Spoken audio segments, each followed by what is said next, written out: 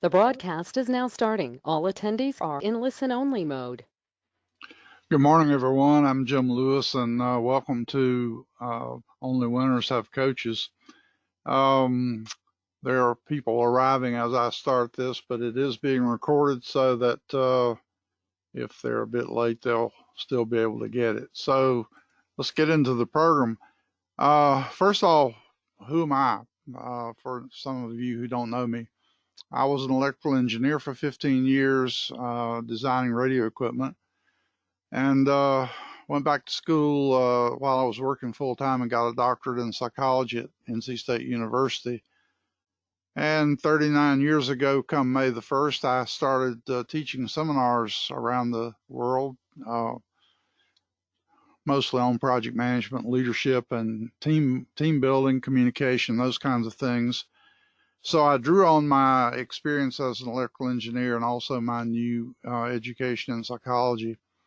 And I've written 12 books on project management and related topics, and you'll see some of those on the screen here. There's one in the upper right-hand corner that was a Chinese translation of project planning, scheduling, and control, which is in the upper left corner. And I live in Asheville, North Carolina area, just outside Asheville, and right now it's a fairly pleasant day up here. I became certified as an integral coach back in 2008 from New Ventures West out in California. And I did that because, in spite of having a doctorate in psychology, I wanted to learn more about how to actually apply the psychology and do a good job of coaching people. And so integral coaching appealed to me because it was a year-long program, and you didn't get certified just by showing up for class. We had a 4-day weekend once a quarter where we went to California and worked on learning skills of coaching. And at the very end, we had to actually coach someone we had never met before in front of a panel, and they had to agree that we had done it correctly. And that impressed me when I first learned about the program because, as I say, I don't think you can particularly certify somebody just because they attend a class. They need to show what they can do. So integral coaching is a first class program in that regard. So that's my commercial announcement for them. The title of the program may intrigue you, and in fact, I hoped it did. One of the reasons that I say winners have coaches is because losers tend to think that they don't need a coach. They can do everything by themselves. And I don't know anybody that's ever been truly successful that's managed to do it totally alone, especially true of athletes, but even in business. I've done a lot of research on people in business who have been coached and found that almost all the really successful people have been coached. Also, losers tend not to listen to feedback. And one of the things you'll learn about behavioral change is that no change occurs unless feedback is given and accepted. And so people that are just resistant to feedback, they see it as criticism and so on, tend not to have coaches. It also doesn't do much good to coach somebody that has no potential. So, excuse me. I don't have corona, by the way, but I do have a bit of a cough. So it doesn't do any good to coach somebody with no potential. Also, winners tend to know where they're trying to get to, and they're interested in getting better, while losers can be satisfied just to stand still. So for that reason, you find that generally speaking, only people who are winner-minded, if you will have coaches. I created a mind map, which I use as an outline for all my presentations. And I'm just going to talk about the blue tasks or topics, if you will. So I'm going to tell you a little bit about why coaching is necessary, or why people should consider it if they can. What are the objectives of coaching? I have my own brand, which is a combination of the integral coaching and neuro-linguistic programming. I'm a certified practitioner of NLP, and I call it Mejistanis coaching. I'll tell you more about that in a moment. I'll obviously make a little sales pitch on my own coaching program, so if you're interested, you'll know more about it. And I'm going to talk a little bit about how you can decide if coaching is for you, because not everybody needs a coach necessarily, but for those that can benefit from it, it's something you need to consider seriously. So first of all, why coaching? And of course, I doubt you can imagine a star athlete who didn't have a coach. And the whole reason for coaching in athletics and everything else is to enable the individual to perform at their best. All of you have heard the term self-actualizing, and it is true that self-actualizing sounds like an Army slogan. I guess they actually kind of borrowed it from Maslow, but self-actualizing is the desire to be everything you're capable of being, to fully express yourself and your abilities. And winners tend to be self-actualizers. They want to be everything they can be. And I only recently realized that if you go back and look at what Maslow said, he not only meant that in terms of just everyday performance at work and at home and socially and so on, but he also had a spiritual implication there that they are interested in many times in having a spiritual development in their lives.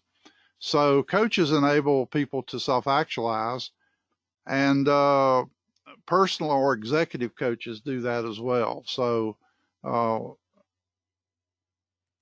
think it holds for everyone. Now, one of the benefits of coaching is the fact that we are often unaware of conflicts and things that might be holding us back. And so one of the benefits of having a coach is that coaches can give you feedback that helps you to overcome any blind spots that you might have. The thing is, you have to have a trusting relationship with the coach and a willingness of the person getting the feedback to accept it, as I said earlier in the presentation. One of the guys that is considered to be the top executive coach in the United States and possibly in the world is a guy named Marshall Goldsmith, Dr. Goldsmith. He lives out in California, and years ago when Alan Mulally was the CEO at Boeing Commercial Airplanes, I met him and wrote a book about his management principles. And when he became the CEO at Ford Motor Company and saved Ford from bankruptcy, Ford hired Marshall to be his coach for several years. And one of the things that Marshall does is he won't take a fee unless the person changes. And you can imagine that when you spend a year or two coaching somebody, you don't want to do it for nothing. So he's very careful about selecting people that he thinks are going to be good candidates for being coached. And so Alan was one, and Marshall said that Alan was the one person that he spent the least amount of time with, and yet he changed the most, because Alan was really, really into doing his best. But Marshall wrote a book called What Got You Here Won't Get You There. And he said that we talk about teaching people how to be better at what they do, but he said what he's found over the years, and I've seen this myself, is it's not so much that they need to improve what they do, but they need to stop doing some things that are destructive in terms of their achievement. And this is a list from his book.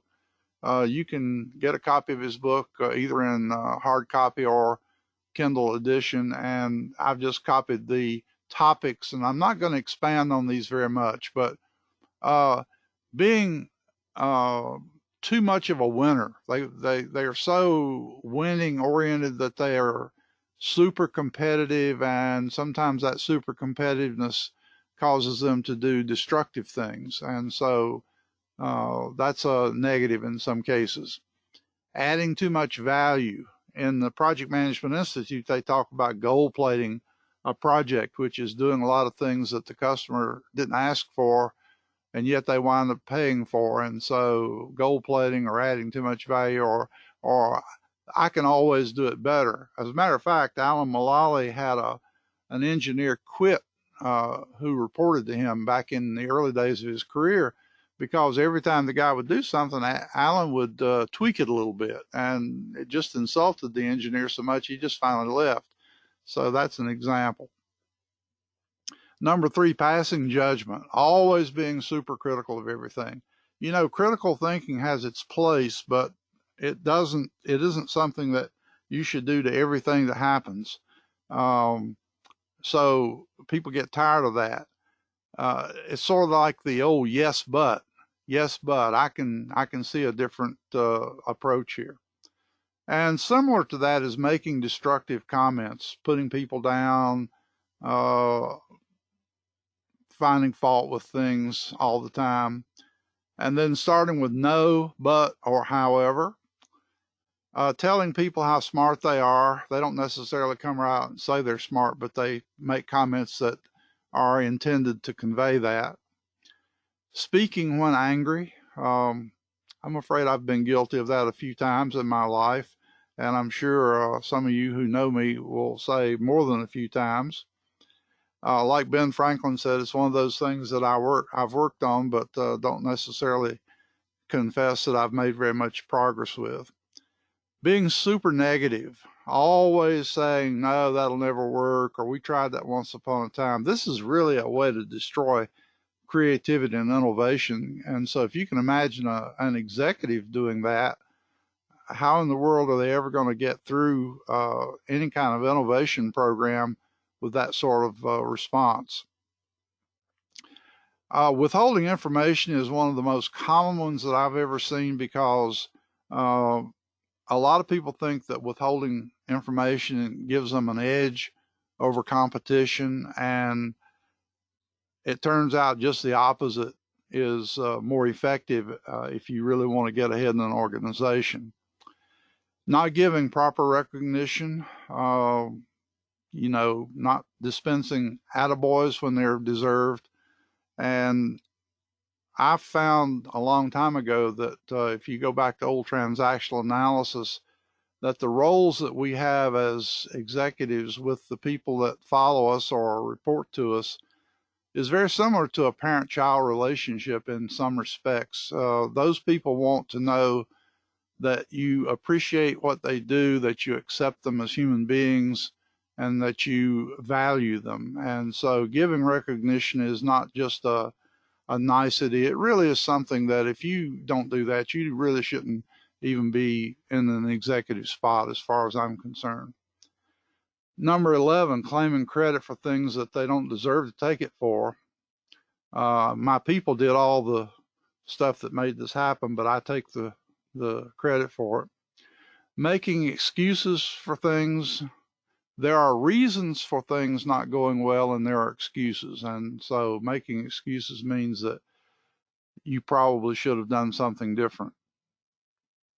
Clinging to the past, playing favorites, refusing to express gratitude, not listening, punishing the messenger, passing the buck, and the excessive need to be me.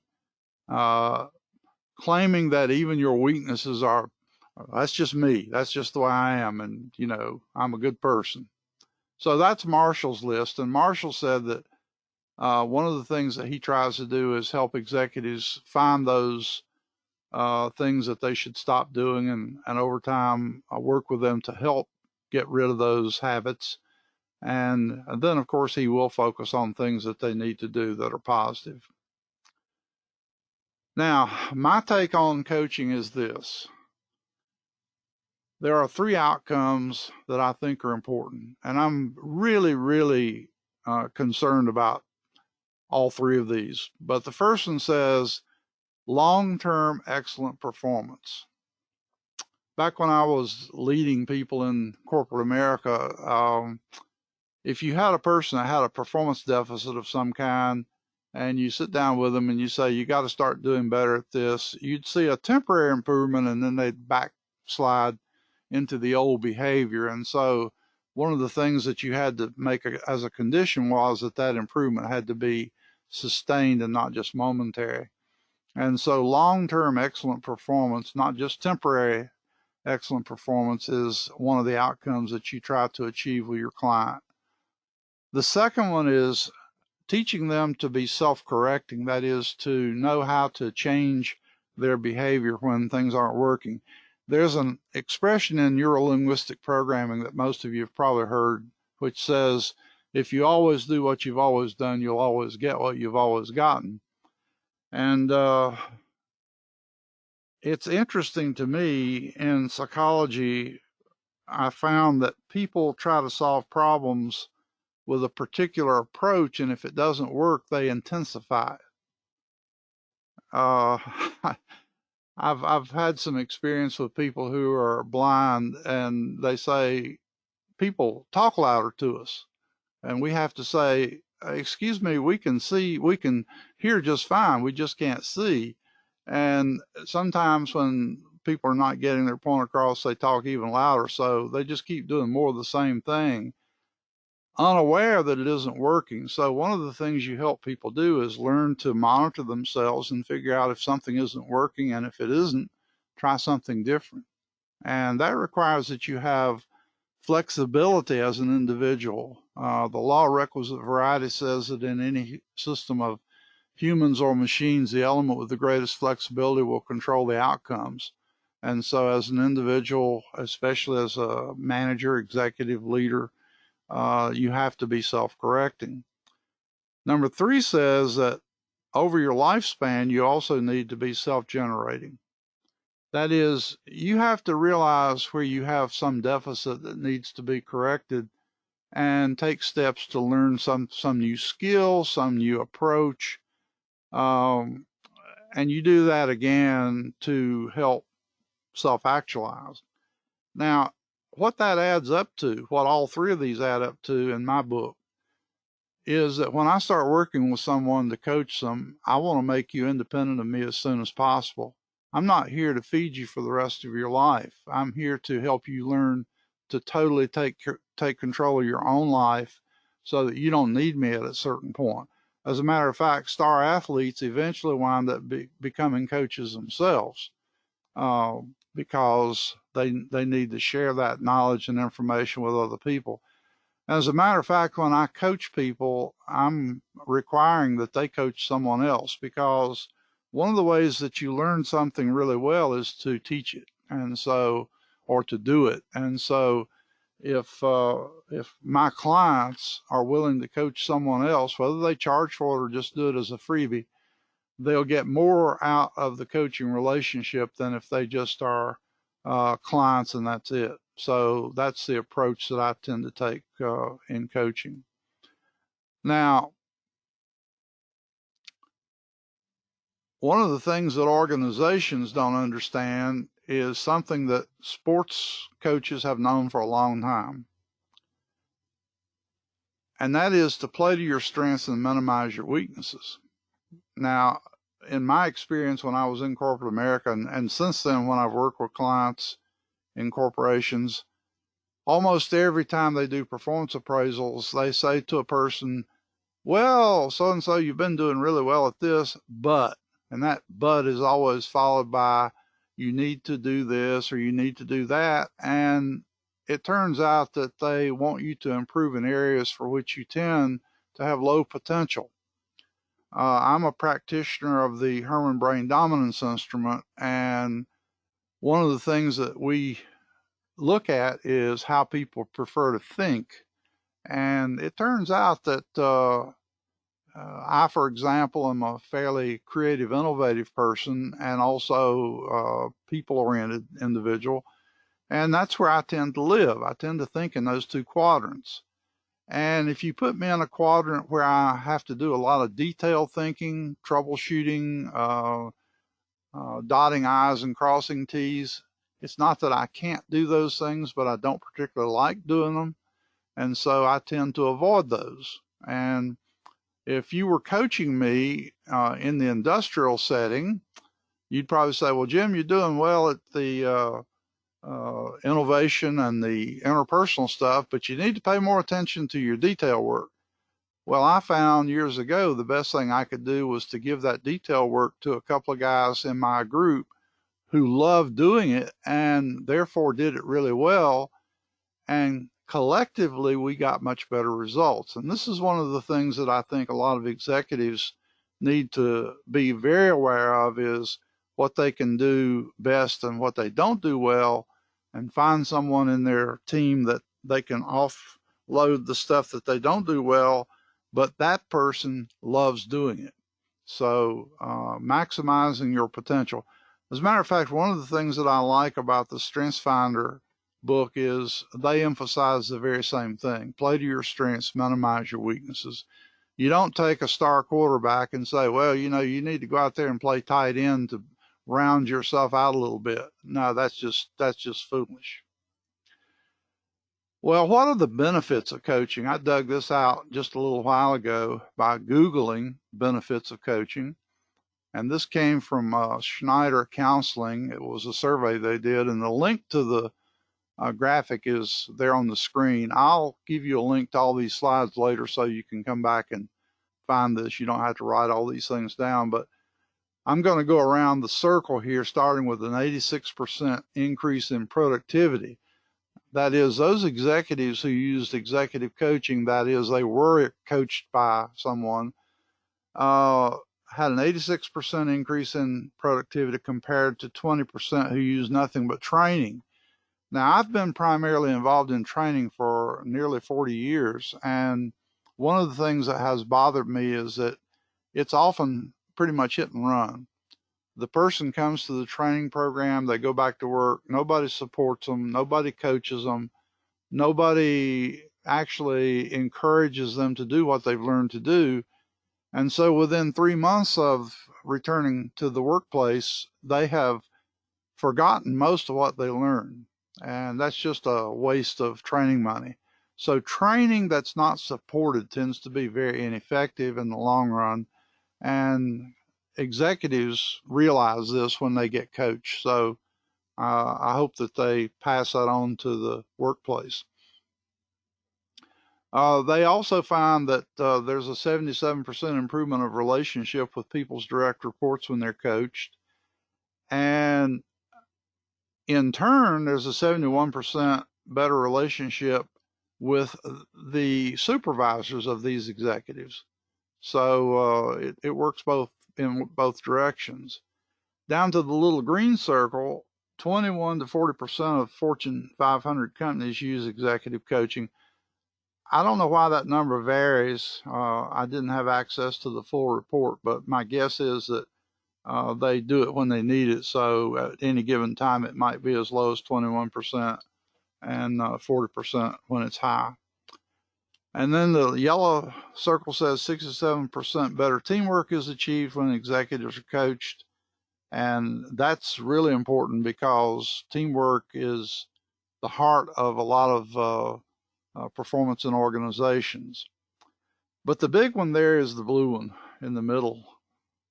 529% return on investment. So for every dollar you spend being coached, you get back $529. That's pretty darn interesting.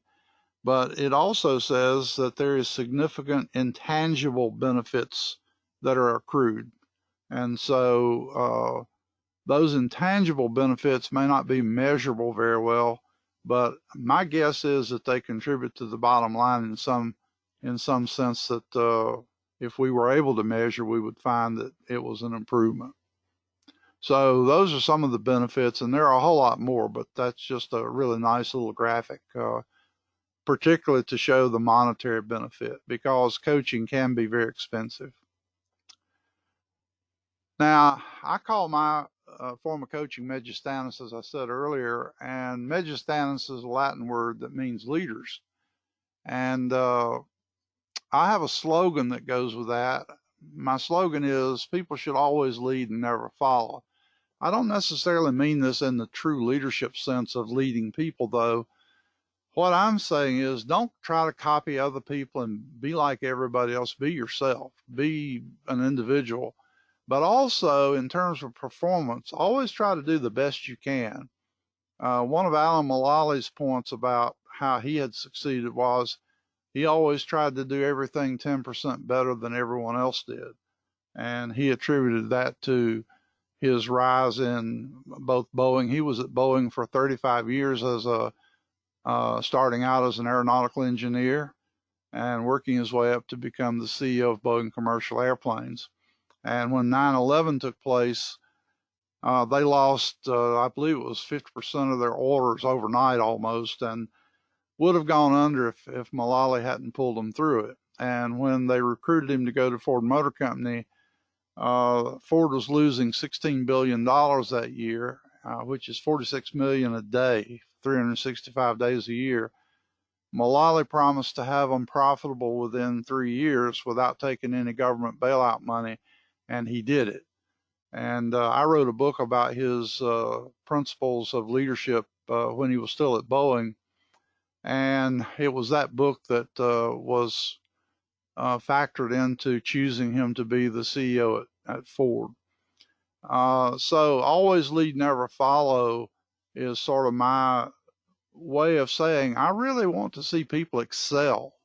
Why coach them if that's not what they want to do? And so always lead, never follow. Now I said Mejistanis combines with integral coaching. Combines integral coaching with NLP. And for those of you that don't know about neuro-linguistic programming, it was started by John Grinder and Richard Bandler back in the 70s when I was working on my doctorate. And I really became fascinated with it and went to a number of training programs that were actually taught by Bandler and Grinder. And essentially, NLP talks about the fact that we are programmed to behave as we do through neurological processes, that is in our brains, the language that we speak, and the experiences that we have. And because of that, if you want to help people become better at what they do, that is grow personally and so on, you can use NLP to coach them and help them to perform better to achieve their goals. So that's what this little graphic is all about. And I think because of the way I do this, my program is fairly unique. And so that's a little prelude to the sales pitch, if you will. Here are a couple of presuppositions of NLP. These are some of the premises that underpin NLP that I think relate to coaching. This first one should be qualified. It says anyone can do anything that anyone else can do within reason. That is, if a person has some sort of a physical disability or whatever, clearly they're not going to be a star athlete. And but anybody can learn to do virtually anything that anyone else can do. And so one of the things NLP does is model excellent behavior and find how to teach those things to other people. And I'll tell you an example of that. Years ago, there was some work done to try to help people learn to ski better. And they actually, this is in the early days of film recording, and so they filmed people skiing and they slowed it down. And they found that the difference between excellent skiers and non-excellent skiers was in little micro movements that the excellent people made that the other ones didn't make. And so they started teaching people to do what the excellent skiers did, and sure enough, their performance improved dramatically. That's called modeling, and NLP does a lot of that sort of thing with everything from music to leadership to any kind of performance, acting, and so on. As a matter of fact, when I was taking one of John Grinder's courses, he recommended that before we took another management training program, we should go to an acting course, because he said you have to act the part. And when you start acting the part, the mind accepts your behavior as the real deal. And so teaching people to behave in certain ways, to act as if they are what they are. Let me explain that, because when I was an engineer and moved into being a manager, I found that I was still thinking like an engineer, and you have to start thinking like a manager to be really good at what you do. So that's an example of acting as if. People work perfectly to produce the results that they're getting. Um, that's similar to a statement that NASA found some years ago. They said that after they studied 100 projects that failed, they found out they were exactly planned to fail. So people do everything exactly right to produce the results they're getting, whether they be success or failure. So if it failed, it was perfectly uh, planned to fail. People already have all the resources they need.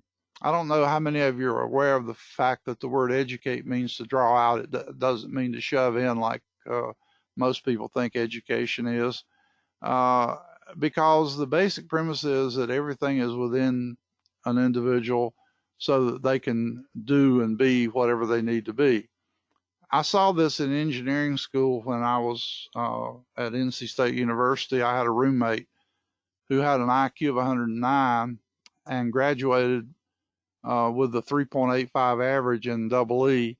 And the only difference between him and the rest of us who had more typical IQs of 125, 135, and so on, he had to work like crazy to get those grades. And the fact that he only had a 3.85 average was due to something he couldn't work hard enough to do, which was phys ed. And he really resented the fact that his GPA suffered because of something he couldn't control all that in total, if you will. So that's one of the premises. So my job as coach is to help people draw on those resources and bring those out so that they can perform at a higher level.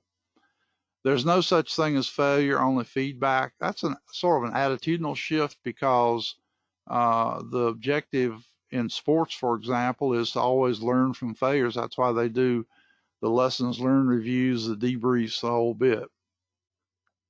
Those quotes came from a book called The Essential Guide to Neurolinguistic Programming. It's page 40 of the Kindle edition. So if you'd like to look that up, and that book's a very good resource for learning NLP.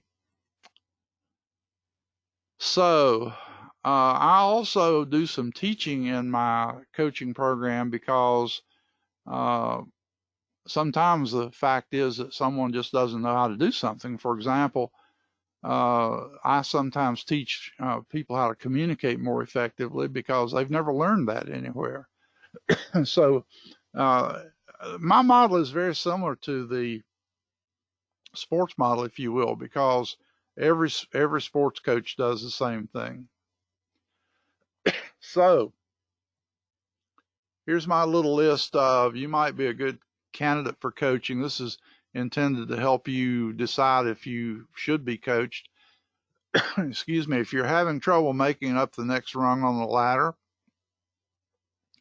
you can't quite figure out what's holding yourself back, you're eager to improve, you may not like feedback, but you know it's needed for change. I've always said that there's no such thing as constructive feedback when you're the target of it, but I know it's necessary, so I try to grin and bear it whenever somebody gives me feedback. If you've been coached before and found it helpful, then chances are good that it'll be helpful again. You're willing personally to work hard to achieve your dream. You're determined to fulfill yourself. And coaching might be indicated if you keep falling into a pattern of some kind that's destructive. You might have learned a defective way to achieve your goals, and you need to get out of that. So a coach can sometimes point that out and help you with it. On the other hand, on the right-hand side of the slide, coaching may not be for you if you hate feedback, see it as criticism. I call people that are like that sort of prickly. You suggest that they might not be doing something quite up to par, and they get all bent out of shape about it. They don't make good coaching clients as a rule. You feel confident you can do it yourself. You don't need any help. Very narcissistic people, people that are just concerned about themselves, don't make good coaching clients because they are so self-centered that it inhibits their performance as leaders, team members, etc. So I don't find them to be good coaching clients. If you've been coached before and you found it unhelpful, the chances are pretty good that that'll continue. So I wouldn't advise you to waste your money being coached unless you have decided it's time for you to change. And if you're willing to take a different approach, a different attitude, then it might be worth trying. If you're unwilling to work hard to achieve your dream, coaches aren't going to be able to help you. They can't do it. I always like to say, I'm not willing to work harder on your life than you are, because only you can turn yourself around. If you're only interested in making more money, coaching is probably not going to help you a whole lot because you have to perform better and be better to make more money. And a lot of times people don't see that. And so it doesn't work very well. If you aren't very success oriented, coaching may not be something that you even are interested in the first place. But I found that sometimes people see coaching, being coached as a status symbol. So I wouldn't advise you to become a client of a coach just for that reason. So that's some of the things that you can use to help you consider what to do.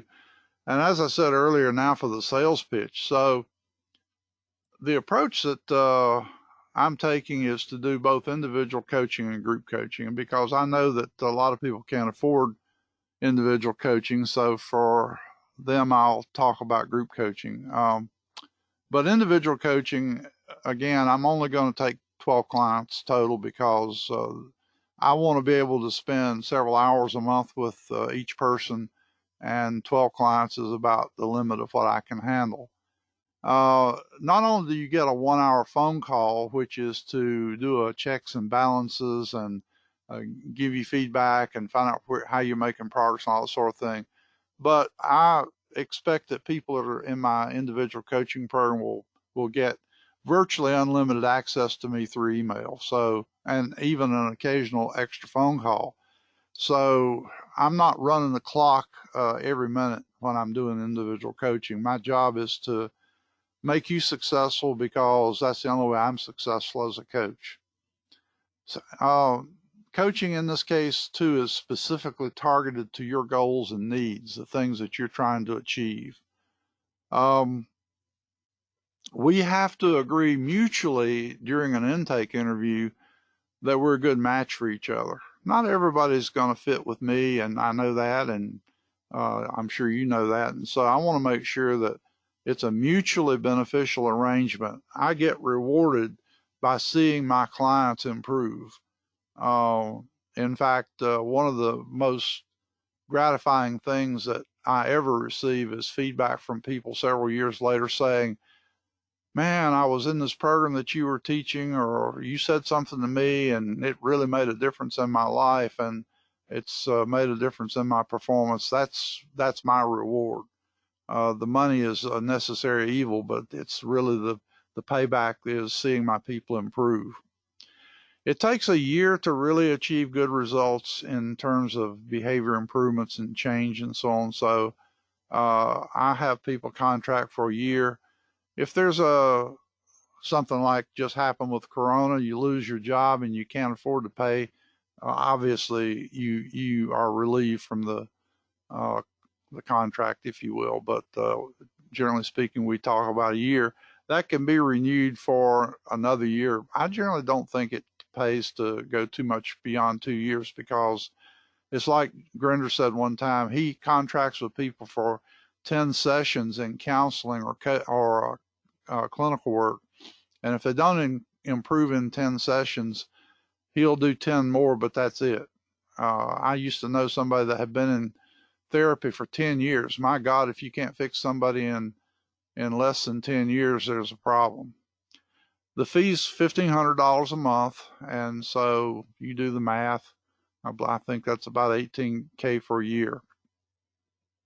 Now, and by the way, the median is $500 an hour for coaching. And if I were only giving my clients 1 hour, that would seem like a really high fee. But like I say, I'm expecting to spend several hours a month with people. So my hourly rate is less than $500 an hour. The high rate, by the way, is about $3,500 an hour. That's pretty expensive, and Marshall Goldsmith might get paid that kind of money, but I would never charge that. Okay, so what if you can't afford the individual coaching, but you need some help? I'm going to form small groups, 6 clients per group. Again, there will be a 1-hour phone or online monthly session with the group in which we run it a little bit like a mastermind group where each person gets to talk a little bit about the issues and by the way, these are very confidential and everybody has to agree to confidentiality. And people talk about the issues they're facing. There will be moderate access by email to me, that is. Again, these sessions are generally targeted to your goals and needs, but you're not getting the individual attention that you will with individual coaching. One of the things that I found really useful in the groups is to form pods of about 4 to 6 people, usually about 4, and they get online once a month and kind of support each other. This is similar to some of the stuff that's done in like AA, for example, where people need to have somebody else to talk to occasionally. And so this is optional. You can participate in those or not.